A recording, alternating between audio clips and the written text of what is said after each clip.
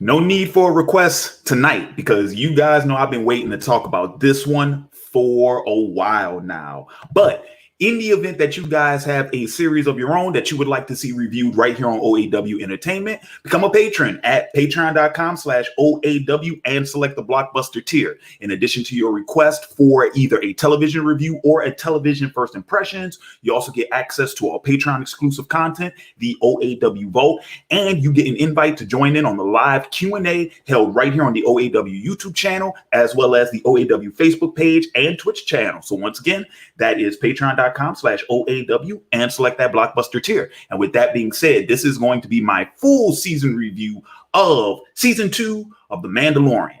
Let's get into it. Are you not entertained? Are you not entertained? Is this not why you are here? Greetings to everyone watching live and everyone watching after the fact. Shout out to the faithful and salute to the patrons. This is Larry Williams, OAW Commander-in-Chief, here to bring you all yet again another television review. And tonight we are finally going to sit down and chop it up. We're going to talk about The Mandalorian Season 2. Technical issues be damned. Technical issues be damned. The show must go on. We're going to get this rolling. So before I go ahead and jump into tonight's review, I got two disclaimers. Two, real quick. I got to drop on you guys. First and foremost, this is going to be a spoiler review. So this is the official spoiler warning right here and now. This is going to be a spoiler review. So hopefully you guys have had a chance to check out the season before watching this review. In the event that you haven't, please feel free. Pause this, add it to your watch later, add it to your YouTube queue, or you can even, keep the tab open. Switch over, hop on over to Disney Plus, watch the season, then come back and watch your boy. However you want to do it, please feel free. Please, thank you for coming and make sure you come back. So that's number one. Number two, also, guys, be wary of those comments because the comments are dark and full of spoilers. So hopefully you guys have not ran across any spoilers in the comments before getting to this part of the video. And then number three, and this is the most important one, hopefully you guys have not been spoiled online yet, because it is very difficult to navigate the webs and not run across a spoiler for this series. So just letting everybody know now, this is going to be a spoiler review. That's number one. Number two, I will be doing a brief Q&A at the end of tonight's review. So if you guys have any comments or questions that you would like to see me tackle pertaining to The Mandalorian, by all means, drop those in the comments and I'll be sure to get to them before the end of tonight's show. But if you want to guarantee that your comment or your question not only gets answered before the end of tonight's show, but also gets read live on the air, you can always drop a super chat. That greatly supports the show because I am 99.99% funded by you guys, by the audience. So that is also greatly appreciated as well. All right. So I hope everybody is ready. So let's go ahead and let's kick this thing off. So pull up my graphic. Bam. So The Mandalorian, of course, for those of you all who don't know, is the Star Wars streaming series that was created by Jon Favreau, and it streams exclusively on Disney Plus. It has just concluded that second season. Whole series contains 16 episodes. Each season is about 8 episodes, and the episode length varies depending on the episode. Some are just 30 minutes, some are 45 minutes and whatnot. But with season 2, we are picking up where we left off with our man Mando, who is our main character. He is the protagonist of this piece. Real name unknown, of course. He's just known as the Mandalorian or Mando. But we pick back up with him and his quest to return that little guy, who we find out his name in this season. We finally get his official name, Grogu. Mando continues on his quest to bring Grogu to a Jedi, to Grogu's own kind, because so far as we were able to learn in the series, because we still don't know that species, we still don't know what their home world is or anything like that. Well, it's not explicitly said in the series. So far as we know, we don't know those things, right? And but the closest thing Mando has to work with is a Jedi, is getting that little guy to a Jedi. That was pretty much the quest that was bestowed upon him at the end of season 1. And so Mando's plan throughout season 2 he learns that there is a group of Mandalorians on the outer rim of the galaxy who apparently have information on where to find Jedis. So Mando starts off with this season looking for said Mandalorians in the outer rim so that those Mandalorians can help him find the Jedi who he will be able to deliver Grogu to. But while this is going on, we also have our main antagonist who, yeah, he's pretty much the big bad of this series. Our man Moff Gideon, who is one of the remnants of the Empire. He is still, he's still doing what he's doing. He's still operating out there. Oddly enough, you know what? I'm gonna get into a little bit more detail about this when I talk about Moff in more detail when I get to my characters. But essentially, he is like the Empire presence in this series. He's still operating, and of course, he wants Grogu. Like that was the big conflict in season 1, was that Mando rescued Grogu from imperialists. And Moff Gideon was the big bad that had to come and be like, okay, I don't know who this guy thinks he is. He has our asset. That asset is very valuable to us. We need to be able to get him back. And that's when we were introduced with him in last season's finale. So he's still around. Don't forget that. But throughout the course of season 2, essentially what we get, and it's the thing, it's one of the things I like about The Mandalorian, but essentially the way The Mandalorian breaks down is, right, we have our overarching story, but each individual episode, for the most part, operates almost as a standalone. It's just that we'll sprinkle in pieces that belong to the overall narrative in each one until we get to the episodes that are full-blown about our main overarching story. So, and of course, some of the episodes that I'm mentioning, like the season 2 premiere, The Sheriff, that was very much sort of a standalone. And then even the second episode of this season, The Passenger, sort of like that as well. We don't really get back. We don't really get back into like the main story until we get to episode 3, which is The Heiress. And once we get to that point, that's where it's sort of full steam ahead. So that's pretty much, a brief summary on the overarching story of The Mandalorian. But now I'm going to go ahead, take some time, get into a little bit more detail about some of the stories of the individual episodes, things I liked about them, things I thought, worked really well and all that type of jazz. You guys know how we do. Story, writing, dialogue, characters. Y'all know how this goes. So story-wise, season 2 is great. It still holds up. I would make the argument season 2 is actually better than season 1. But that's because it already had season 1 as a backdrop. There's a lot of things that we already got out of the way. In season 1, we didn't have to address this season. So, and it works to the story's benefit because we could actually take the time in season 2 to focus on our characters, to sort of iron out some of these relationships that we have with the characters. And also we introduced a lot of new characters in this season, almost to the point where it seems like every episode introduced a new character, whether they were just that one episode cameo character or if they ended up becoming a supporting character later in the season. Every episode pretty much did that. But the overarching story, I think was done really, really well. I like how they kept it, for the most part, straightforward. Find the Mandalorians, find the Jedi, deliver Grogu. Those 3 points, and that's pretty much what we did. Everything else that occurred throughout the season, like I said, in between those 3 points, but those are still our 3 main points. And I like that things didn't get convoluted with some grand master scheme, or Mando didn't find himself involved in like this much larger struggle or anything like that, because we are like, this series is still set 5 years after Return of the Jedi. So we are still in the early days of the New Republic. And like I said, the antagonistic threat in this series is the remnants of the Empire, right? So, Imperial officers, Imperial droids, droids, stormtroopers, all that type of jazz, right? But yeah, I like how even though we go to multiple planets, we have multiple settings, we meet multiple characters in this season. If you look at the story on the grand whole, it's still intimate. It's still Mando, Grogu versus Moff. For the most part, that's what it is. We do introduce some elements that expand the story a bit, but it doesn't detract from our main narrative, and that I think was done really, really well. So you know what's funny about this?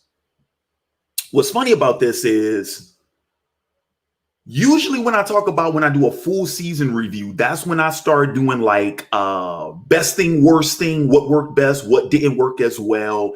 And I'm talking about the season as a whole. So I'm actually going to go ahead and I'm gonna jump on that. I'm gonna jump on that, and I'm just gonna go. I'm gonna tell you guys what.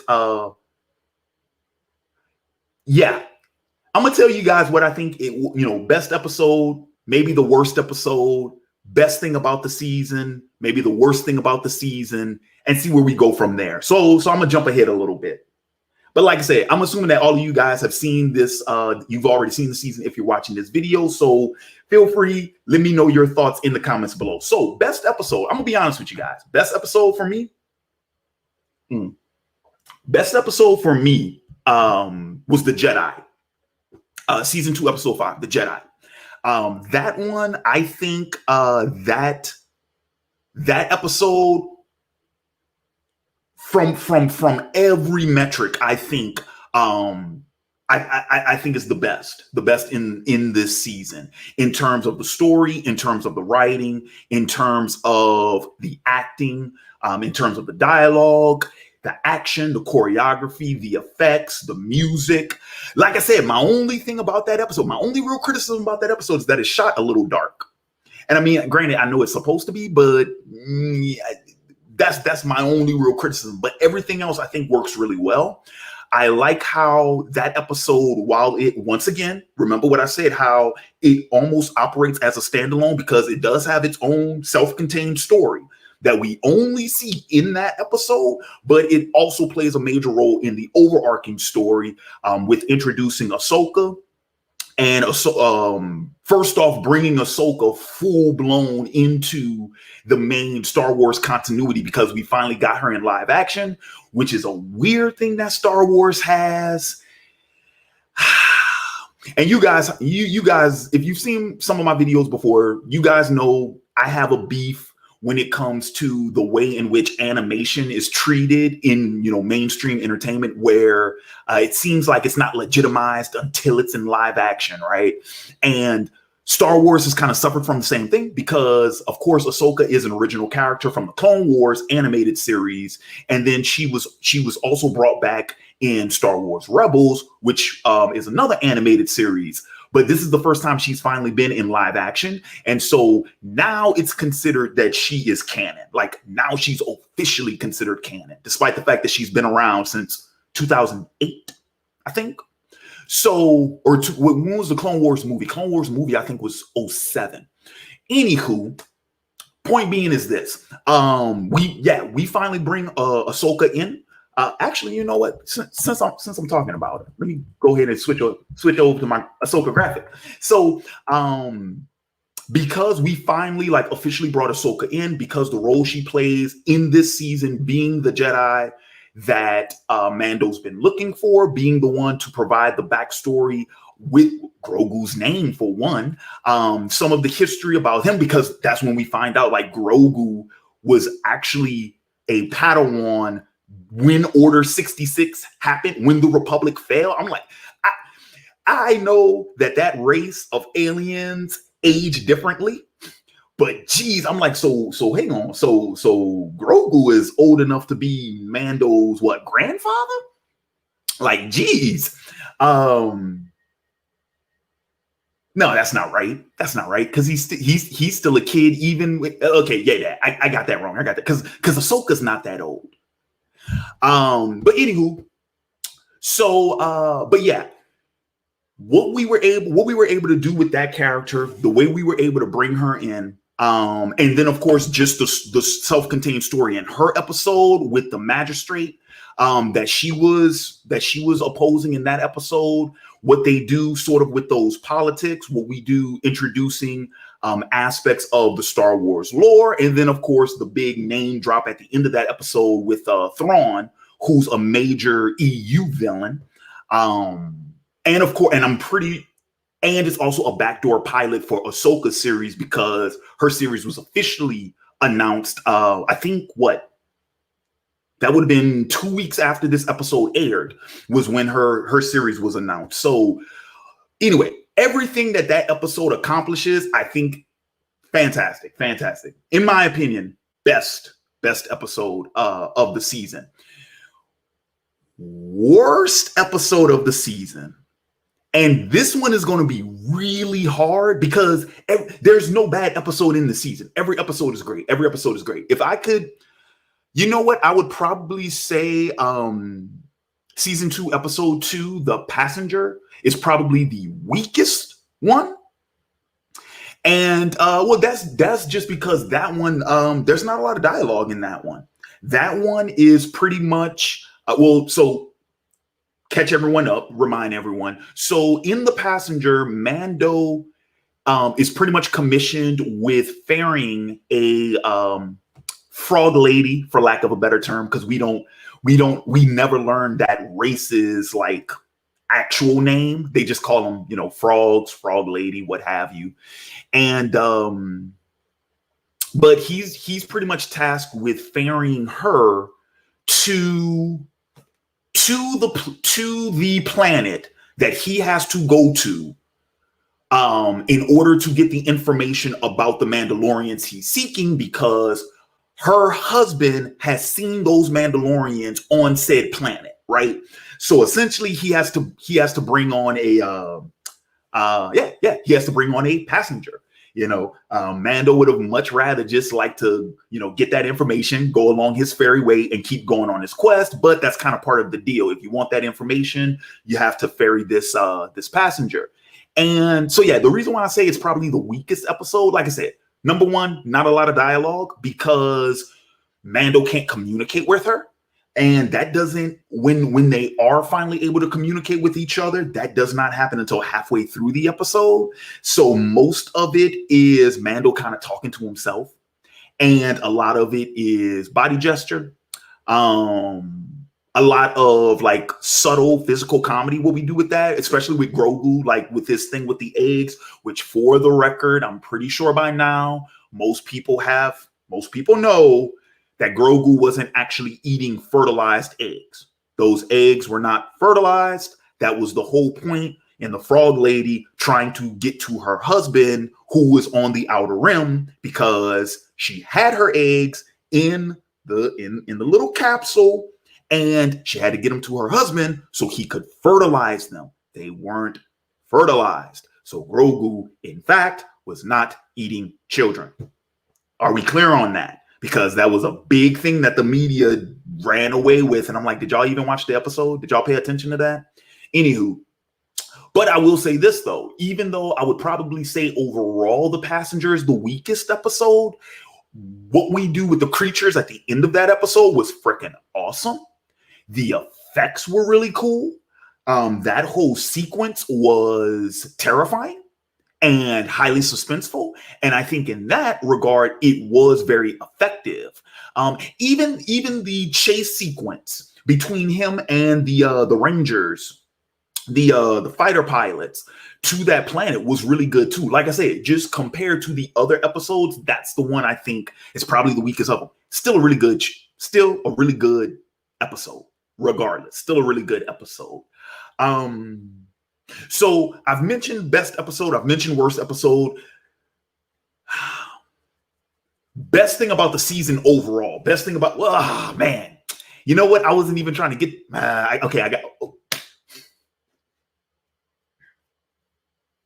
the ending is the best thing about the season. Just because the pathos and the payoff was worth it. And it was amazing. And I am going to get to that towards the end of this review. So hold on with that. We are going to get to the ending. We're going to talk about the ending. That's probably the best thing about the season. Worst thing about the season, you know what? I'm going to be I'm gonna be a little technical. I'm about to get a little technical. Like I said, some of the cinematography is probably the worst thing about the season. Two episodes in particular.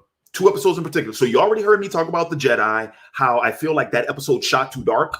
On the flip side of that, the tragedy, which is episode 6, it's the one right after the Jedi. That is the episode that's directed by Robert Rodriguez, and I was shocked by that because the cinematography in that one, with the fight sequence that happens during the daytime, and how we are borderline doing, well, no, there are some lens flares because we're doing the whole sun shining high noon type thing. Like, we were going for that sort of cinematography. I do not think it worked well. Like, that much exposure, that much light with those costumes in the middle of the day in a desert ravine sort of like setting. It looked like a high budget fan film. That's what it looked like. It looked like a high budget fan film. And I was shocked that was Robert Rodriguez. I'm like, what? I don't know what he was going for with that. I really don't. I don't know what the creative choice behind that was. I'm like, nah, man, we should have threw some filters on that. Stylize it or something, because it just looks like raw footage is what it looks like. It looks like they just grabbed the damn camera, they went out, and it was like, all right, play Star Wars, and we just gonna shoot it. Who knows? Maybe I consider that there might have been some type of conflict in terms of like editing and whatnot, especially because, you know, this would have been cut during the quarantine. So that might have had something to do with it. But yeah, like, really weird choice with the cinematography in that episode. I don't know why they did it. I don't know why they did that. But yeah, that's the thing I think works least in this season is some of the cinematography choices. But like I said, I'm thinking I can only think of those two examples specifically, and those do not.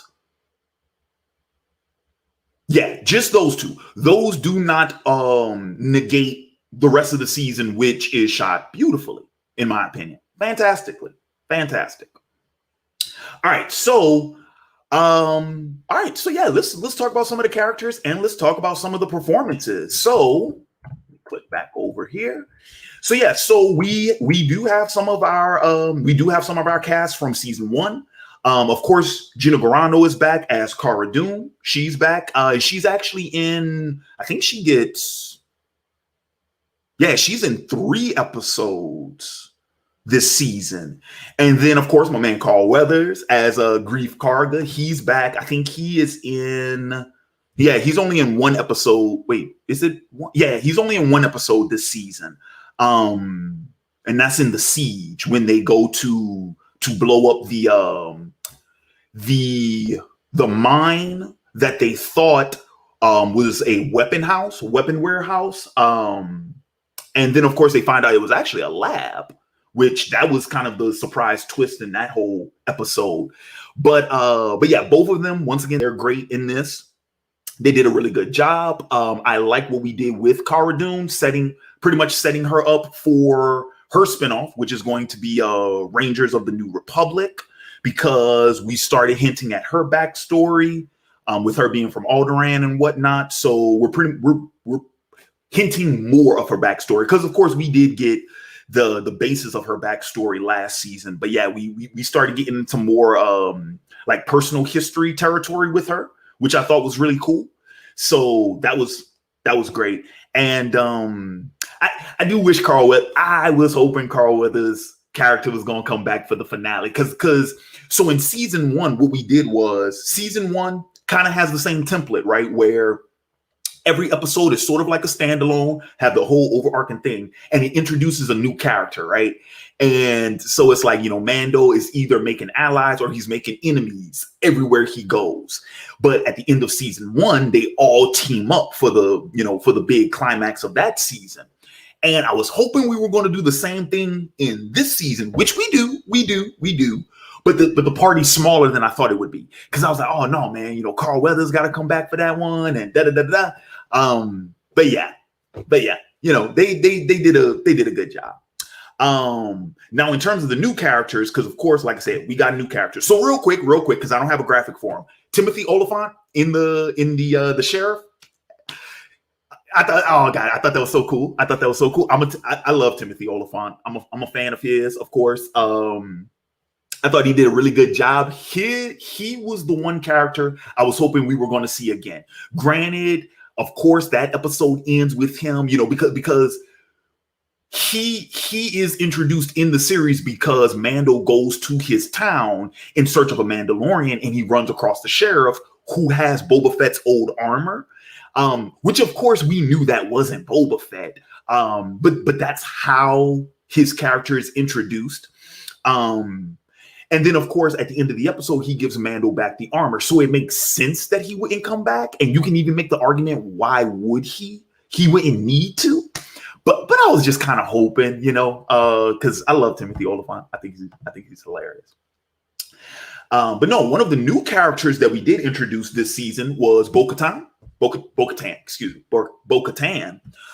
is the Mandalorian that Mando's been looking for. She's the one that knows of the Jedi and the location of a Jedi and where Mando can go, because she's the one that sends Mando to Ahsoka. Bo-Katan is an interesting character. I'm actually not familiar with this character. I know she is I think she is in Rebels. And I don't remember if she was in Clone Wars or not. But her character is interesting, especially because her whole backstory and whole character motivation is that she is essentially in line for the throne of Mandalore. She's pretty much a member of Mandalore's royal house before it fell, before the Empire took it over. And so, of course, she's trying to, like, you know, restore Mandalore. But what's interesting in her episode with the heiress is that is the episode that pretty much introduces to us, the audience, that not all, I mean, this goes without saying, but it's like not all Mandalorians are the same, and that there are different factions amongst them, different factions who carry like different beliefs, different customs, different traditions, and but it illustrates how separated of a people they are because their home world fell. So, they're almost like refugees. If you think about it, they're almost like refugees because they don't have a home to call their own anymore. They're scattered across the galaxy. Some have managed to, group together, and they have their own, their own like hives and whatnot. But by and large, Bo-Katan, she wants to, restore Mandalore and unify her people. That's sort of her big thing. And I dug that, and I like that. And then, of course, the big whammy that we find out in the finale about the whole thing with the dark saber, and what the dark saber, which is in the possession of Moff Gideon, and what that artifact means in Mandalorian lore. And because they kind of have an Excalibur thing with it. Essentially, that's how they play it. That's how they describe that weapon, is that it's the Mandalorian Excalibur. Whoever wields the dark saber lays claim to the throne of Mandalore. And what we do with that, I thought was kind of funny. Well, first off, it was hilarious because we know Mando isn't one to care for anything like that, but I will mention this here since I'm talking about it. I'll mention this here. I was perfectly satisfied with the ending. I thought that was the perfect way to end this story. And then, of course, with the post-credit scene, we know that season 3 is going to be different. And I'll get into more detail with that later. But we know season 3 is going to be different. And that kind of made sense. I'm like, yeah, because I don't want to see Mando's story continue past this. But that whole notion about, Mando being in possession of the dark saber and what that means for his relationship with Bo-Katan, because now we don't know if they will remain allies. If we were going to continue Mando's story, that would be an interesting place to go. Personally, I wouldn't care to see that. Because of course, they could do the whole thing. The first thing I thought of was the notion that Mando might be hunted by the Mandalorians now because everyone's going to be going after him to try and get the dark saber. So, to give you an idea of what I'm talking about, like I just thought about like Afro Samurai, for an example. Everyone's after the number 2 headband, or hell, even Samurai Jack. Samurai Jack is, it's funny because Samurai Jack is a series I constantly compare The Mandalorian to, just because they have some of the same influences in terms of like, because The Mandalorian is essentially Lone Wolf and Cub, right? It's that old samurai story, Lone Wolf and Cub, and Samurai Jack sort of adapted that story because there's that story in there too. But the notion of just the idea of the one man being hunted across the galaxy by all these people, and they want his magical sword. I'm like, dude, that's Samurai Jack. That's Samurai Jack. I was like, yeah, you could do that. You could tell that story. Personally, I'm good without it. But if they decided to continue Mando's story, that's where I would expect them to go, because that's the most logical thing to happen next, because we've seen Wanted Mando, right? Because that was season 1 when he was wanted by the guild, right? But now it's like to be wanted by Mandalorians. That would be kind of cool. And we get to see Katie Sackhoff play more of an antagonist role, because she does do a good villain. And Katie Sackhoff, she was great as Bo-Katan. Like, she's good in everything I've seen her in. Even the stuff that she's in that isn't good, she's still good. So yeah, when I saw that, it was her. Well, actually, when I heard, because when I saw that episode before she even took her helmet off, I was like, is that Katie Sackhoff? And then I was like, that is Katie Sackhoff. But anyway, yeah, she was great in that. She was great. All right. Of course, I've already discussed Ahsoka and earlier in this video and also in previous videos. I do just want to double down and reiterate, because I want to talk about the performance. I said it before, Rosario Dawson is great. She was great. She took that role, man. She did that. She's the MVP. She's the MVP of this season, in my opinion. She's the MVP of this season. Because I say she's the MVP of the season because we know who the star of the show is. It's him. Yeah, that little one. Yeah, we know he's the star of the show. But it's kind of like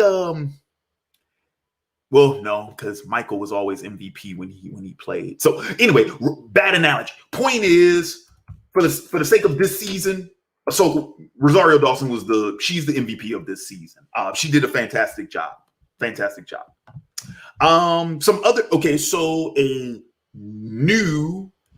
a new character and a returning character. So we got Finnick returns in this season.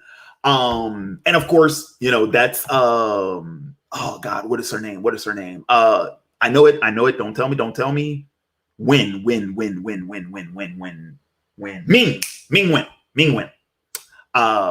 Yeah. So her character Finnick returns in this season, and of course she has teamed up with the Fett Man. We finally get the Fett Man. Yeah. And of course that actor, that is oh man, how do you pronounce that? Tamura Derek Morrison. Yeah. He's Boba Fett. And yeah, because I think, yeah, and he reprised. Well, no, this is the first time he's played Boba Fett, because I believe, he played Jango Fett in Attack of the Clones in Star Wars Episode 2, if memory serves. So yeah, this would be the first time he's played Boba Fett, right? Yeah, and he's awesome. He's awesome. But he's pretty much what I expected. Once I knew that Boba Fett was going to be in the series, yeah, he's nope. You know what? I was about to say he's nicer than I thought he would be until that post-credit scene. And then we found out, Boba still ain't to be fooled with. I'll tell you this. I like Boba Fett here way better than I liked him in the original trilogy, because I really didn't think he was that badass in the original trilogy. He's barely in the movies, honestly. And I never understood what the Boba Fett fandom was about. I never understood that, because I'm like, dude, he barely does anything in the freaking movies. He barely has any dialogue. He's barely a character. He's just there. At least now, and granted, Jango Fett, he ended up getting a fan base of his own because of Star Wars Bounty Hunter, the video game for the PS2 that came out in the freaking early 2000s. So that's how he got popular. But yeah, I never understood the Fett fandom. You can make a case for it now, though. You can make a case for it now, because he is cool. He is cool. And I will be interested in seeing what the season 3, the Book of Boba Fett, what that all is going to entail. It is interesting that the first thing he did after leaving Mando was go back to Jabba's old place and pretty much take everybody out and assume that mantle, because Jabba was a mob boss. He was a criminal underlord, overlord. And so it's like, okay, but what does that mean for Boba Fett? Like I don't see, because here's the thing. What does Boba Fett want? What is his character motivation? We don't freaking know, because we never learned that in the original trilogy, because he was just a bounty hunter. So what's his motivation? Money. But now that we are with an older and wiser and seemingly more nuanced Boba Fett, what does he want? We don't know. Because even in this season, all we know is that he wanted his armor back, because it was his pop's armor and it means something to him. But outside of that, so hopefully all of that gets answered in season 3. Like, this is now the opportunity to finally make him a character.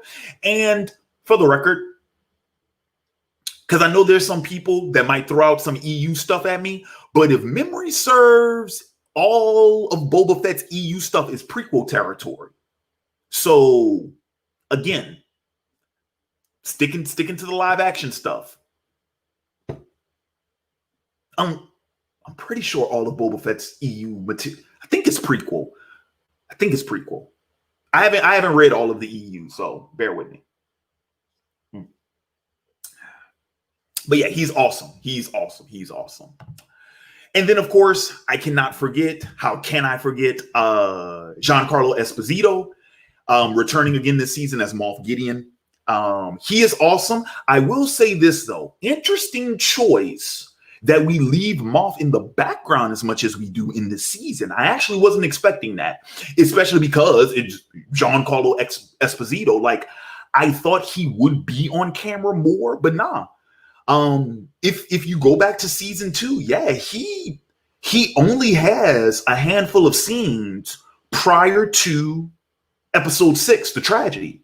Yeah, he only has like maybe 3 or 4 scenes before the 6th episode.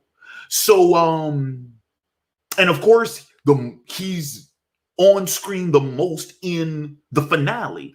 But yeah, that was sort of a surprising choice, but he still works. He still works as a villain. I like how cunning he is and how he is still very much several steps ahead of everyone else, because that whole sort of trap in the finale I thought was awesome.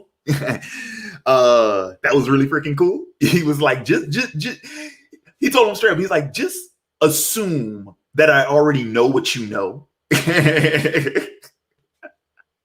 It's like, oh yeah, because you guys stormed the bridge because you guys stormed the bridge because you're expecting to find me there, but I'm not in the bridge.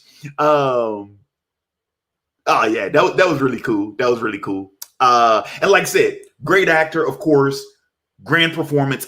I'm gonna tell y'all this though, the most impressive thing, dude. So I've been trying to figure this out. If in fact that was Giancarlo Esposito during that fight scene in the finale, or if that was a body double, because if it actually was him, kudos to that man and whoever his choreographer was, because he looked great. He looked fantastic in that fight scene, in that finale. I was stunned. I'm like, dude, because Giancarlo, how old is Giancarlo Esposito? He got to be like, what, 60? He got to be, what? How old is he? He is 62. He is 62. So yeah, that got to be a body double. That got to be a stunt double, because if that was him, dude, that 62-year-old man, yeah, that brother can move now. That he looking like Uncle Drew now. I'm like, oh, bruh. But yeah, he did really great job. Really great job. All right. Let's see. And speaking of which, since I just got done talking about the before I jump off of Moff Gideon, because I wanted to bring back something that I mentioned earlier, and that was pretty much like the role that the remnants of the Empire play in this season. I liked how it was pretty much established that the Empire is still around.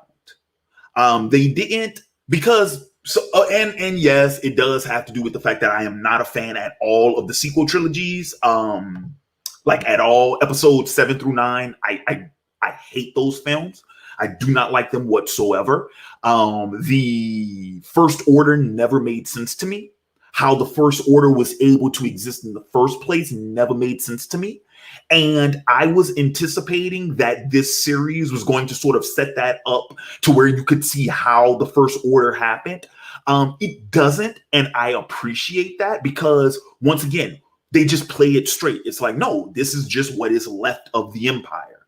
That's it. Now, the fact that we know that Thrawn is out there and that he's being incorporated into the canon, we have some idea of like, this is how the Empire operates post Return of the Jedi.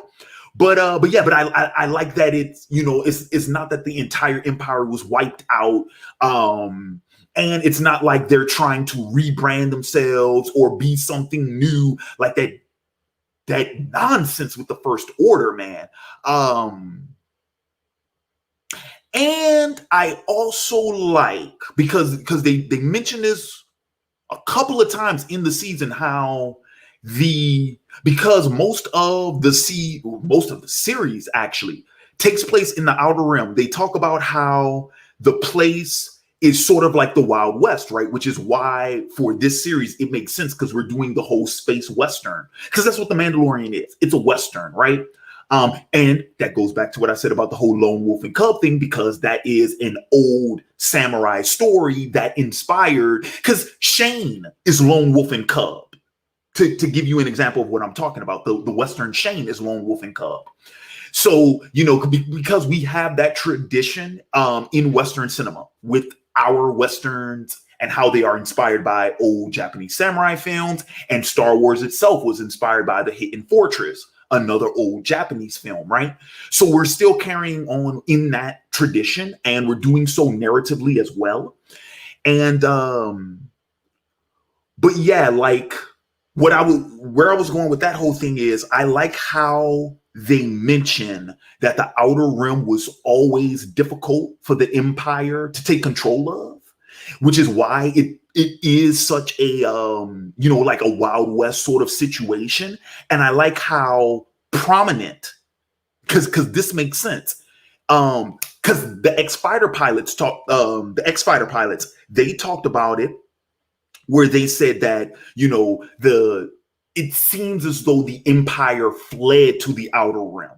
So this notion that they're trying to like rebuild themselves or reestablishing themselves and hiding away from the Republic at the same time, that makes way more sense to me than the freaking First Order just fucking coming out of nowhere with a goddamn Death Star. Like, ain't no way. Okay. I just went rant Larry just now. I understand. Moving on. But anyway, Moff Gideon, he was the man. All right. So since I just got done talking about the last episode, let's just go ahead and whoops, wrong one. Let's just get into that territory, man. Yeah, that finale, the rescue, arguably the best episode of the series. I say arguably because even though I gave so much credit to the Jedi earlier in this review, this one has the best ending of any episode in the season, which I'm about to get to that ending because whoo boy. But yeah, but like I said, like the finale was great. I love the pathos of it. Once again, the payoff, how we were able to wrap everything up, how we resolved the story with Mando and with Grogu, you know, because those two characters, they had established sort of that surrogate father-son relationship. It was hinted multiple times through it was at least mentioned twice because Ahsoka talks about it, and our surprise character at the for the finale mentions it, how Grogu grew attached to Mando and whatnot. And yeah, you know, it was sad. It was sad. You know, not so much a tear jerker, but you know, yeah, it was, you know, it was kind of, it was bittersweet. It was bittersweet. You know, cause you hate to see them, you know, break up, you know, the boys. You hate to see the boys go their separate ways, but that's what the whole quest was about in the first place, you know. And now we can rest easy at night knowing that Grogu is in good hands because this motherfucker showed up at the end. And man, dude, I lost my shit. I lost my shit when that happened because so I'm gonna tell y'all what happened when I was watching it. So I'm eating breakfast while I'm watching it, right? And so by the time the Mando Moff fight happened, like I was pretty much done eating. So, you know, I'm going in the kitchen, you know, I'm putting my dishes up and whatnot, and I'm getting ready to make my coffee, right? And so at that point is when we see the X-Wing fly in. And I'm like, wait, hold up. I was like, wait, what's going on? And then we switch to the security footage, the black and white security footage where it's a Jedi. I'm assuming it's Ahsoka, right? Because like I said, I'm expecting all the allies from the season to join forces at the end and take down Moff, right? But I noticed they only use one lightsaber and Ahsoka has two. So I'm like, wait up. I said, hold up. I was like, is that Luke? I said, that better not be Luke. And dude, when we cut to the color footage and I see that green saber, I'm like, I was like, bro, it's fucking Luke, man. It's fucking Luke, man. Especially when you see the black glove. I was like, it's fucking Luke. It's fucking Luke. For the record, that action scene, the sequence when he takes out the droids, fan-freaking-tastic. I will go as far as to say that is probably the second most epic lightsaber scene since the original trilogy. And yes, I'm looking at you, episode 3, Revenge of the Sith, with your big epic Obi-Wan Anakin fight. I'm sorry. I am sorry for fans of that movie and fans of that fight. Let me tell you something. This scene right here, Luke handling up on them damn droids, is second only to Vader at the end of Rogue One. Both scenes topple Revenge of the Sith, bro. Like I said, it is the best lightsaber. It is the best lightsaber action we've had since Return of the Jedi. So I'm not throwing shade at Revenge of the Sith. Revenge of the Sith just got kind of crazy when they started swirling lightsabers over their head and they not hitting anything. It got kind of ridiculous. And then of course the whole high ground thing got kind of ridiculous, right? And like I said, I don't even want to talk about the sequel trilogy. Don't even bring up the sequel trilogy to me because it don't make no because we got lightsabers where we got lasers coming out of the handguard. What the fuck? Point being is, dude, Luke's action sequence, freaking phenomenal. And the way he went ham on those droids. Here's the sick and twisted thing about it, because I'm like, oh, dude, that was just like when Vader handled up, on Rogue One. I'm like, oh, but those were people on Rogue One. Luke ain't gonna handle up on people. He'll handle up on some droids, though. They machines. It's okay. They machines. He go pow, pow, crush you, throw you. Dude, Luke, oh, bruh. But yes, second best lightsaber action since Vader in Rogue One. Yes, it was awesome. And then of course, I mean, dude, I was surprised to see that we actually, I'm gonna be real with you guys. I was expecting a recast. I thought we were going to recast somebody as Luke, because I forgot that this series is only 5 years after Return of the Jedi. I thought it was actually a little bit later. So I was like, yeah, we'd get someone who's a little bit older, like late 20s, early 30s. Because remember, Luke is like what, 18, 19 in the original trilogy. So I'm like, yeah, we jump ahead like 10 years, like he like 28, 29, maybe 30, like middle-aged, Luke, something like that. But no, man, we did. Now, Hamill came back. Mark Hamill came back, and yeah, we did the whole CG de-age. And except for the dimple chin, it looks great. It looks, yeah. Hang on, let me blow this up so y'all see what I'm talking about. See that little dot, this little thing on his chin? Yeah, no. So Hamill didn't have that when he didn't have a dotted chin. Besides that, that's it. I mean, I thought he looked good. I thought he sounded good. My only thing, this is my only critique now. I did not think that Luke would necessarily have the same style at that point. If this is supposed to be 5 years after Return of the Jedi, I thought Luke would have went more to a more traditional Jedi style. He would have went more, Obi-Wan and whatnot.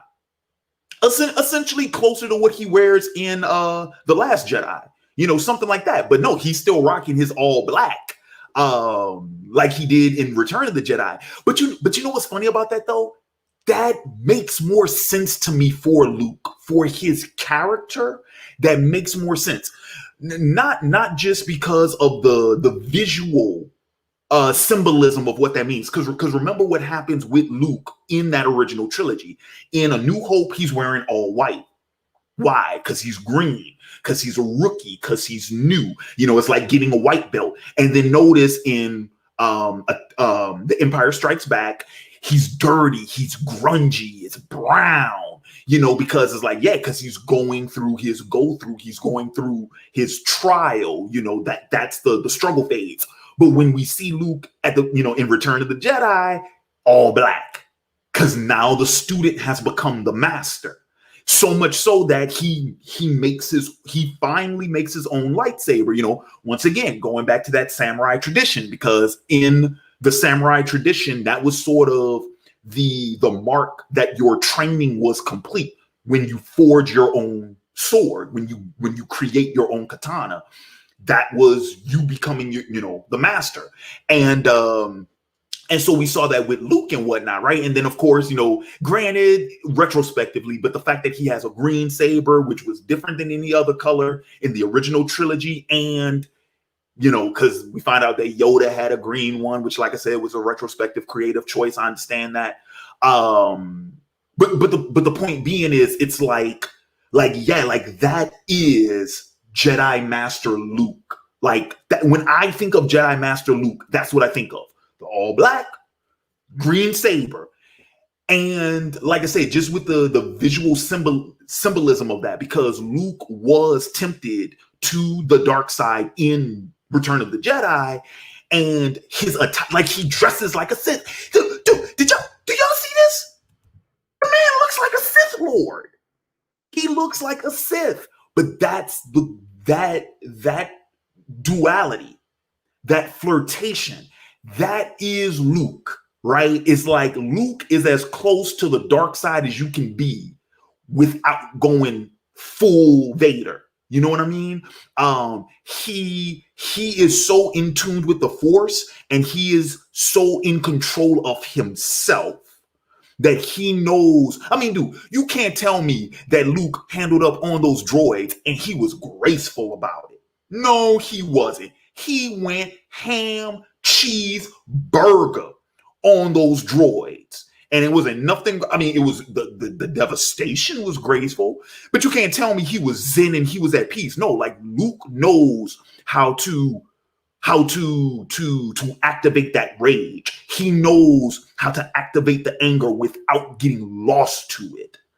He has that level of restraint, because at the end of the day, that is Luke's greatest mastery, is his mastery of self. And everything he does, from how he wields his saber to how he uses the Force, permeates off of his mastery of self. That is why that wash-up sham of a character in The Last Jedi could not possibly be Luke Skywalker. Because Luke don't quit. He don't quit. He's fucking Superman. He don't quit. He don't quit. Thank you, because I'm pretty sure y'all have seen the articles, y'all have seen the tweets, because it's going viral right now. Everybody is thanking Jon Favreau. They're thanking Dave Filoni. Like, oh my God, thank you. You saved Star Wars for us. You restored Star Wars for us. I'm going to go ahead and say thank you too. I'm going to take this opportunity. I want to thank both them men. See, those two guys, them guys. Yeah. Thank you. Much obliged, much appreciated, good sirs. Because yes, this is freaking Star Wars. This is Star Wars. And it feels great because yeah, man, because I had to leave Star Wars after The Last Jedi. I was like, no, I'm out. I'm done. I'm like, if this is what y'all doing with this franchise moving forward, I'm bowing out. I'm just sticking to the original trilogy. I actually don't mind the prequel trilogy, except for Phantom Menace, because Phantom Menace is kind of boring. A little bit. It's kind of boring. But I actually like Attack of the Clones, and I like Revenge of the Sith. Revenge of the Sith is my favorite of that prequel trilogy. But yeah, man, it was cold and it was dark and it was lonely out here in the Star Wars fandom. But Mandalorian came, bro. It came, and they did a great job with it. Fantastic freaking job with that. So, and yeah, that. Thanks you, sir. Thank you. Dude, perfect ending. Like I said, best ending. All right, guys. So I'm coming up on an hour, guys. I've pretty much said just about everything I had to say about The Mandalorian season 2. Great, fantastic. I'll tell you this. No offense to the prequel trilogy. No offense to Clone Wars, Rebels, in either Clone Wars, animated Clone Wars, and the 2D Clone Wars and the 3D Clone Wars, Rebels, Rogue One. Because I recently went back and rewatched Rogue One, and I actually like Rogue One a lot more than I thought I did. No disrespect to Rogue One.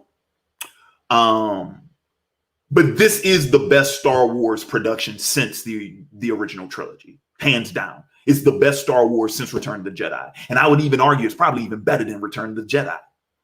Yeah. In terms of a story and a narrative, it's probably better than Return of the Jedi. Granted, that's not fair because I'm talking about like damn near 8 hours of content versus a 2-hour movie. So it's kind of unfair. But yeah, it's The best. It's the best Star Wars since Return of the Jedi, hands down, hands down. All right, woo, that's a lot of talking in an hour. So let me go ahead. I am going to go ahead and see about some of you guys comments. Some of you guys comments and questions. Let's see what we got. Not too many actually. So yeah, I'll be able to wrap this up pretty quickly then. So real quick, we got a $10 super sticker from Ms. Anderson. Thank you very much for that. Appreciate it. Let's see. My man DeJohn Patterson Power says, I think George Lucas still want Yoda species to be a mystery. Would you like to know Yoda species name, or would you like the mystery? I don't mind the mystery. I don't mind the mystery. He also says, Grogu is the same age as Anakin. Oh, okay. Okay. And then this is from New Gemini. I think that's how you pronounce that. That's a name I don't recognize. Welcome. Says, I actually like the Frog Lady episode mainly because the desert settings have become redundant. The ice spider sequence was awesome. Yes. Very suspenseful. And they actually did a really good job with that. So Vin Frost, who was your favorite characters and least favorite characters from this season? Favorite character was Ahsoka, definitely. Least favorite character, do you mean like introduce? Yeah, I guess. Okay, I'll be honest. My least favorite character was that female officer, that Imperial officer, the one that was sort of the one who was responsible. She was pretty much the main one that we saw giving info to Moff Gideon on his cruiser, and she was also the one that planted the tracker on Mando's ship. Her, I'm gonna be honest. This is gonna sound totally superficial, right? I didn't like her face. I'll be honest. I didn't like her face. She looked like she just had the look of deception.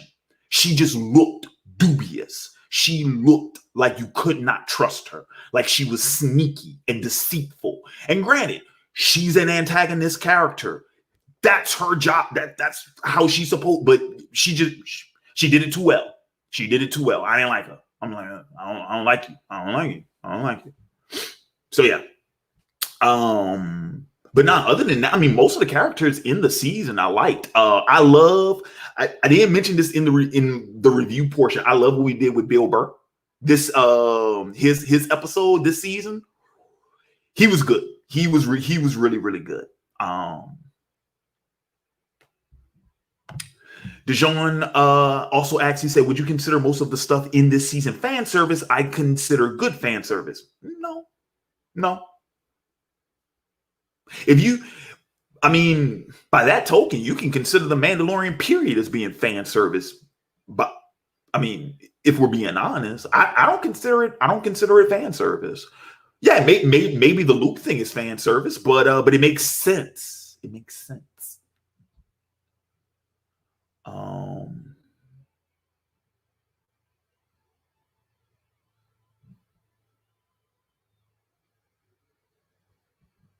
Oh, here we go. DeJohn says, nah, he is alive in the EU. I think he helps Solo Leia's dog. Oh. Huh. Okay, that's interesting then. Time jump. Oh, okay, real quick. I thought the Clone Wars animated series was always considered canon. It is considered canon. It is considered canon. What I was referring to earlier when I said it seems like I was talking about the way it was treated. I was talking about it wasn't treated as though it was canon because it hadn't been legitimized in live action yet. That's what I'm talking about amongst the fan base. No, the Clone Wars is canon.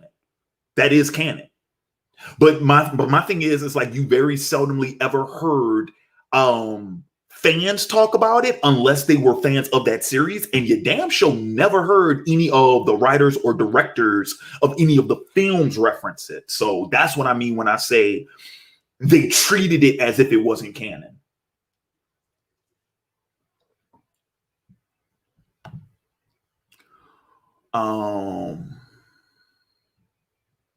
Sam Collins says, funny how a streaming show with a limited budget paid better respect to Luke Skywalker than 3 multi-million-dollar sequel trilogy films. That's because the trilogy films were more concerned with subverting your expectations and perverting the Star Wars narrative to do their own thing. Like, I have never seen like if you want I'm not going to get too much into that because I don't want to go into another full-blown rant. But that sequel trilogy is just outright disrespectful to that material. It really is. It might as well not even be called Star Wars. It might as well be called something else. Do you think Ahsoka and Luke will ever get to meet?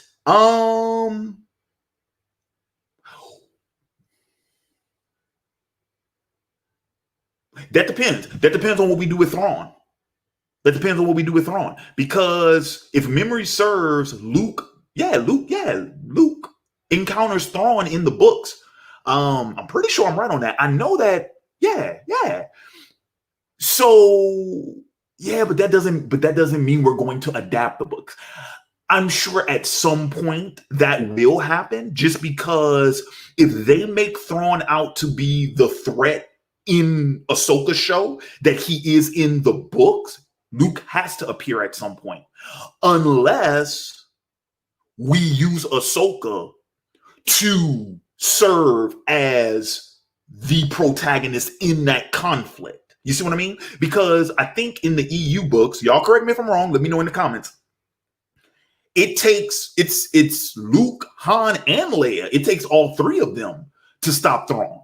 So if we're not going to do that, if we're not going to do that in the series, because we're not going to do Luke, Leia, and Han as main characters, right? So if we're not going to do that, we could just as easily use Ahsoka in place of them in that conflict. But that doesn't mean that they're actually going to adapt that story from the EU the way it is in the book. They might just take Thrawn from that and do their own thing with it. It makes sense for Ahsoka and Luke to meet up at some point, but I don't expect it, if that makes sense. Random Black Gamer is in the building. Salute to you, sir. He says, Darth Vader commits mass murder in Rogue One. Luke commits mass vandalism in The Mandalorian. All that property damage. Like, dude, I kind of wish Moff would have screamed into the camera, "Quit breaking my stuff!"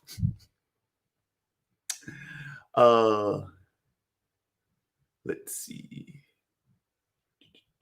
Oh, here we go. Sam Collins says, where do you think things are going for The Mandalorian Season 3? Because there were a few things left unsolved in regards to Moff Gideon and the whole Darksaber situation. So yeah, I mentioned that earlier in the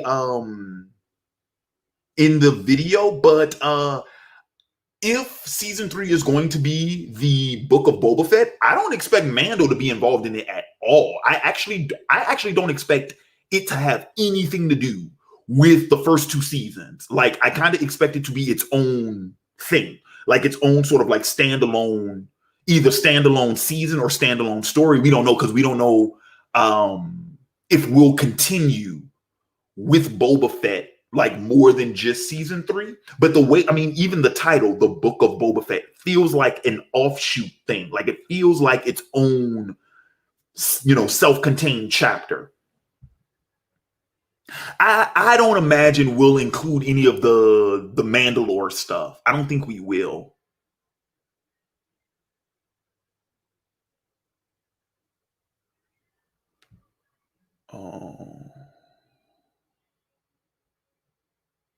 And okay, and the last one I got. The last one, DeJean says, like would you like to see some old Republic Star Wars stuff used? I thought we were. Don't we have an Old Republic television series coming? One of the new shows that they announced takes place during the Old Republic. If memory serves, I'm pretty sure that's the time period of that show. So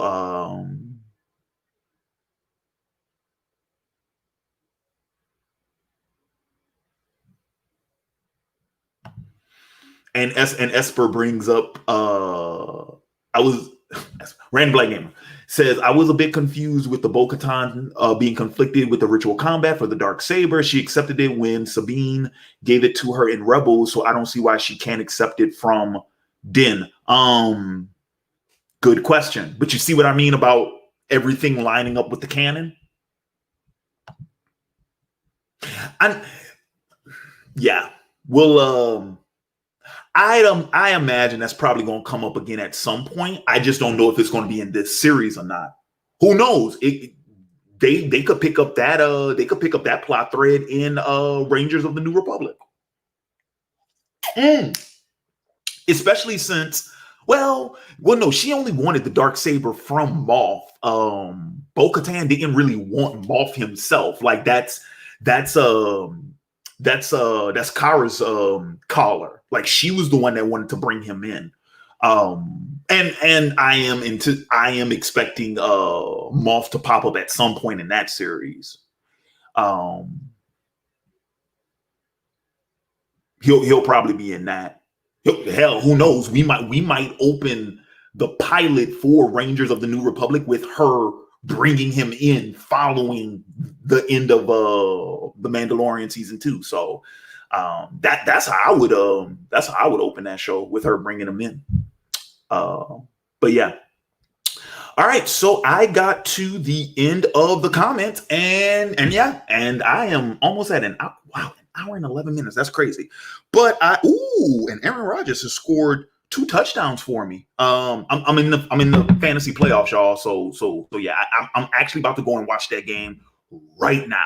So I want to take this opportunity to thank everybody for watching live. Thank you so much. Thank everybody who's watching this after the fact. As always, be sure to like, comment, share, and subscribe.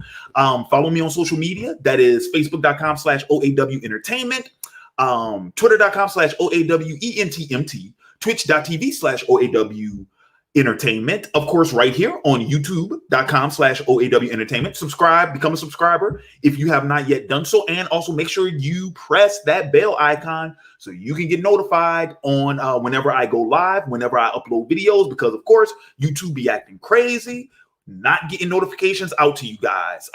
That's been going on pretty much all year. So if you wanna make sure you get notified, you got to hit that bell. And then I would recommend, because when you click the bell, there are 3 options for the types of notifications you get. I would go ahead and just select get all notifications, because you guys who follow my channel would know this. I don't post that often. The only time I post is when I have a video coming, and that's it. Like, you guys don't get random y'all don't just necessarily get no random updates on the channel, because I do all of that on the social media page, like just the regular everyday update sort of thing. That's the social media thing. I don't put that on the channel itself. The channel is usually a video, a stream, maybe a poll every now and then, or it's a link to a stream that is happening. That's usually the only time you guys are going to get notifications on YouTube. So I would recommend selecting all notifications when you hit that bell. That way you don't miss out on any of this great content. Last but certainly not least, for you all, if you guys have a television show that you would like to have me review, either as a first impression style review, which is typically, if it's a 30-minute show, you're talking like the first 4 episodes. If it's an hour show, you talk about like the first 2 episodes.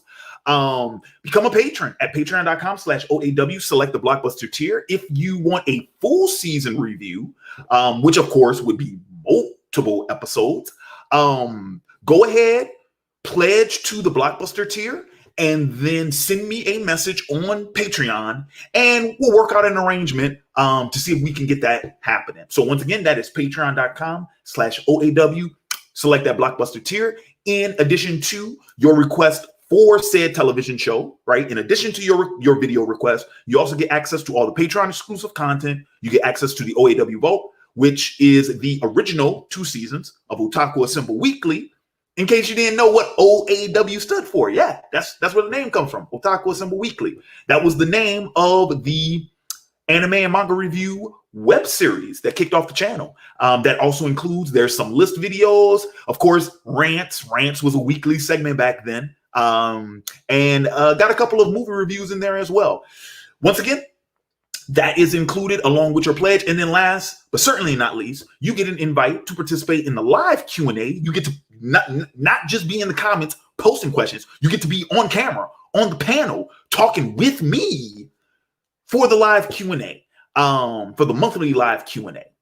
All of that is included with your pledge on Patreon. So once again, patreon.com/OAW. I also have tiers for discussion of the week, top 5, for anime and manga reviews, and for advice corner. So by all means, become a patron. Yep. Join the faithful and become a patron. Or I'm sorry, join the patrons and become a patron. Hopefully you're already a faithful. If you're watching this video, chances are you are faithful. And I appreciate that very much. All right, guys, it is time for me to get out of here. With that being said, this has been Larry Williams, OAW Commander-in-Chief. I am signing off. And until next time, peace. Are you not entertained? Are you not entertained? Is this not why you are here?